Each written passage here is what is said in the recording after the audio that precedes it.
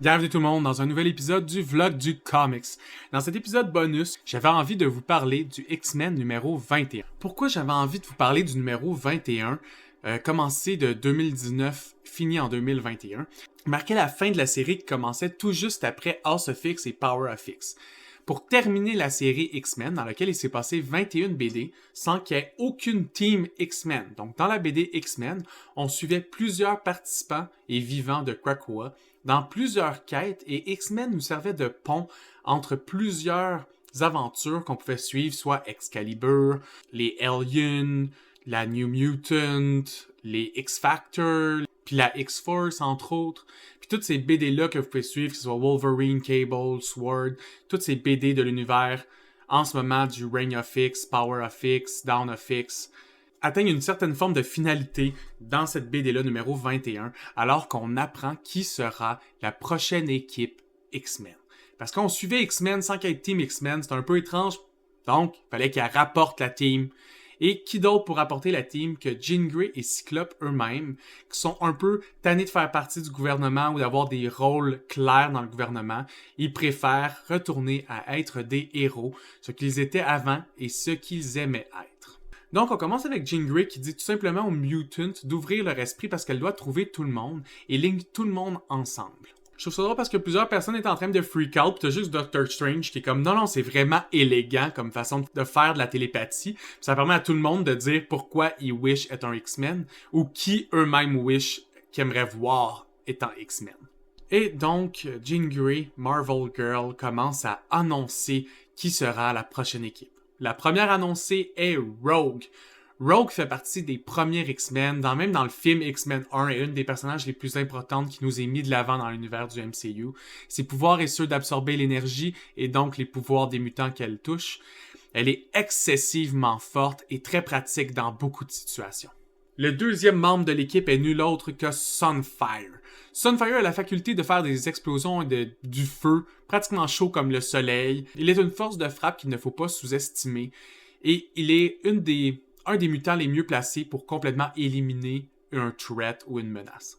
Le troisième, qui sert un peu dans l'optique de la résistance et dans la frappe successive, Wolverine, mais X-23. Wolverine est donc la remplaçante de l'ancien Wolverine. Le prochain choisi est très intéressant et j'avais l'impression qu'il allait l'être depuis qu'on l'a vu rentrer dans la base des Children of the Vault. C'est Synch.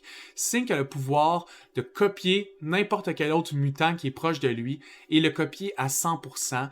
Quand tu fais une team de mutants qui ont tous des pouvoirs très précis, très versatiles et très très forts, c'est utile d'avoir toujours un backup à ce pouvoir-là. Exemple, t'as besoin de 2 personnes qui se régénèrent, sync avec Wolverine. T'as besoin de 2 feux, sync avec Sunfire. Si t'as besoin de 2 télépathes, tu peux sync avec Jean Grey. Peu importe la situation, on se retrouve à avoir Synch qui est notre backup ultime pour toutes les situations. En plus, pendant le fight, il peut changer à un autre pouvoir si c'est un autre pouvoir qui est nécessaire. Une autre des choisies est Polaris. Polaris, qui est la dernière fille à Magneto, une fille biologique à Magneto. Elle a exactement les mêmes pouvoirs que lui en termes de contrôle de magnétisme. Elle est donc très très forte et a sa place dans une team X-Men. Ça en fait le fun d'avoir quelqu'un qui a les pouvoirs à Magneto du bon côté tout le temps. Évidemment, cette team de mutants-là, qui sont tous habillés en habits de balle, en plus, sont tellement magnifiques en ce moment, sont aussi avec Jean Grey et Cyclope. C'est eux qui partaient la team, donc ils étaient automatiquement choisis. Et le leader officiel est techniquement Charles Xavier, comme d'habitude. Par contre, Jean Grey et Cyclope essaient de pas trop faire affaire avec lui, comme il est occupé avec son gouvernement et avec le conseil de Krakoa. Une des raisons pourquoi je voulais vous parler de cette nouvelle équipe X-Men, c'est que maintenant, depuis quelques mois, enfin, il y en a juste 3 de sorties. Ça s'appelle X-Men 2021. On peut suivre cette nouvelle équipe mutante, faire son apparition dans l'univers, et essayer de rebâtir les liens qu'elle avait au départ, entre autres avec les Avengers et avec la population humaine qui ont l'impression que les mutants commencent à s'isoler et d'essayer de les mettre de côté alors que l'équipe X-Men va être là un peu pour essayer de rattraper tout ça, essayer d'aider tout le monde, peu importe que vous soyez humain ou mutant, puis sauver des cas catastrophiques. C'est le fun de les voir, entre autres, un des premiers cas qu'ils ont à régler. Pendant l'attaque de Dormammu, il y a certains de ces cultistes, dont un qui est envoyé sur Terre, et l'équipe qui est envoyée gérer la situation à nul autre que les X-Men. Très divertissant. Très le fun à voir aussi les changements qui ont été apportés aux équipes dans le passé. C'est tous des membres que je trouve super intéressants et qu'on a pu voir grandir au travers du Reign of X puis du Dawn of X. Si ça vous intéresse d'en voir plus sur eux, vous pouvez entre autres voir Polaris dans les X-Factor, vous pouvez voir Synch dans la trame X-Men et Wolverine X-23 dans la trame X-Men. Jean Grey et Cyclope sont dans toutes les trames comme ils faisaient partie du gouvernement.